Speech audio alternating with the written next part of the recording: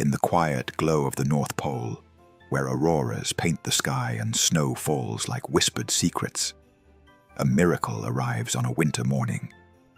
His name is Rudolph. Donner stands beside his newborn son, chest swelling with the kind of pride only a father knows. The barn is warm. The moment is perfect.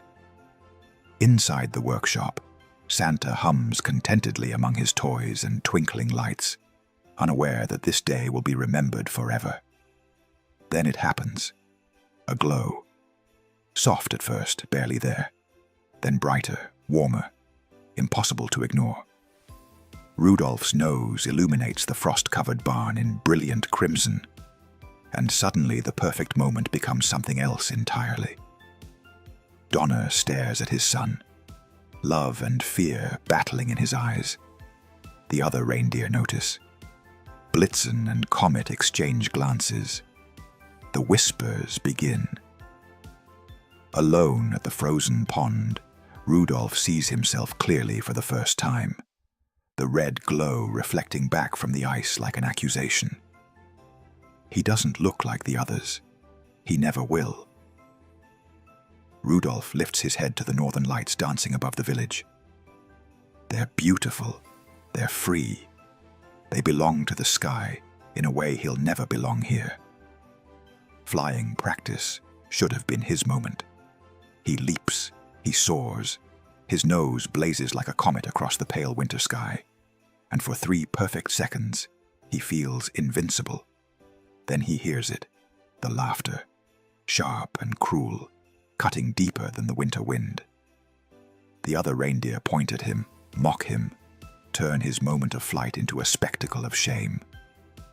Donner tries to shield him, but fathers can't protect their children from everything. Rudolph keeps his head down. Clarice sees him. Her heart knows this is wrong, but she doesn't know how to fix it. The snowdrifts rise around Rudolph like walls. The wind whispers that he doesn't belong, so he listens. The North Pole fades behind him, swallowed by snow and distance. He walks into a world that doesn't care about difference, only survival. Mountains tower ahead, forests close in. The frozen river beneath his hooves stretches endlessly, reflecting his lone figure back at him. From a cliff's edge, he stares at the vast valley below. Beautiful, merciless, indifferent to the small reindeer standing at its precipice. The storm finds him. Snow becomes a living thing, clawing at him, blinding him, trying to force him back. But there's nothing to go back to. So he leans into the wind and keeps moving. One step, then another, then another. The blizzard screams. Rudolph doesn't stop. When the clearing finally appears, wrapped in silence and falling snow, he stands there breathing hard, wondering if this is all there is, an endless walk through an endless winter. And there, among the twisted trees, he meets someone just as lost as he is. Hermie the elf smiles at him, not at his nose, just at him, and Rudolph remembers what kindness feels like. They walk together, 2 misfits who finally found someone who understands. Yukon Cornelius crashes into their lives like a force of nature, all laughter and confidence and wild energy. Suddenly they're not 2 anymore. They're 3. They're a team. That night, gathered around a crackling fire, Rudolph realizes he's been cold for a very long time, and it had nothing to do with the weather. The ice cave changes everything. His nose floods the darkness with light, and suddenly the cave becomes a cathedral of glittering crystal. Rudolph finally sees it too. Not a curse, but a gift. Not shame, but power. Standing beneath a sky full of stars, he lets the truth settle into his bones. He is different. He always will be. And that's exactly as it should be. But the North Pole is in trouble. The storm that finds the village is not kind. It's vicious, relentless, swallowing the sky in dark fury. Santa stands in the snow watching it come, knowing what it means. No sleigh can fly through this. No reindeer can navigate what they cannot see. Inside the workshop, maps spread across his desk tell him what he already knows. Time is running out. Donna and the team wait in the stable, ready but useless. On a distant hill, Clarice stares into the storm, her heart somewhere out there in the darkness, with the reindeer who ran away. The truth settles over them like the snow. Christmas might not come this year. Then Santa remembers. A small reindeer, a glowing nose, a light in the darkness. He calls into the storm, his voice barely audible over the wind, calling for the one reindeer who was never supposed to matter. And Rudolph hears him, cutting through wind and snow and doubt.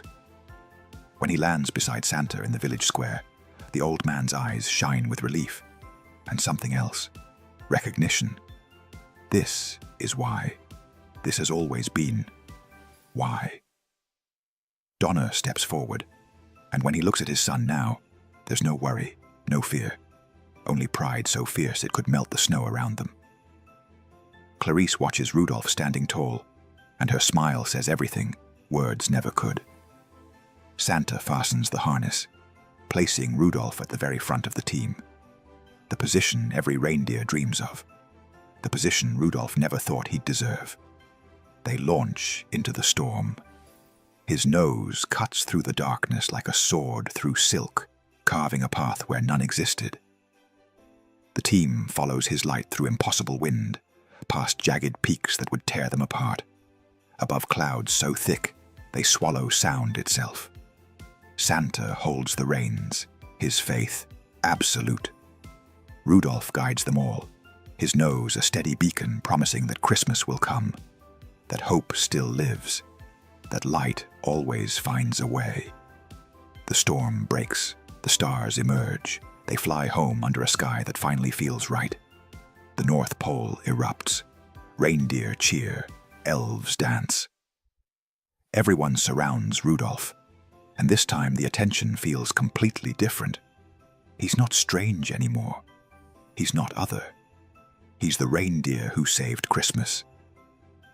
Santa places a hand on his shoulder, pride radiating from every word he speaks. Donna's eyes glisten with tears he doesn't bother hiding. Clarice stands close, and the space between them feels warm enough to thaw the world. The village celebrates into the dawn, and Rudolph stands at the center of it all, not hiding, not apologizing, not wishing he were someone else. Just being exactly who he was always meant to be. Ribbons of green and purple celebrating with him, and he understands now. The light he carries was never a burden to overcome. It was his destiny to embrace. This is the story of Rudolph, the reindeer who learned that the thing that makes you different might be the exact thing the world needs most. The reindeer who proved that you don't become extraordinary by fitting in. You become extraordinary by shining exactly as you are. If you loved this story, subscribe to our channel for more magical fairy tale adventures. And keep the magic alive. Until next time, my friends.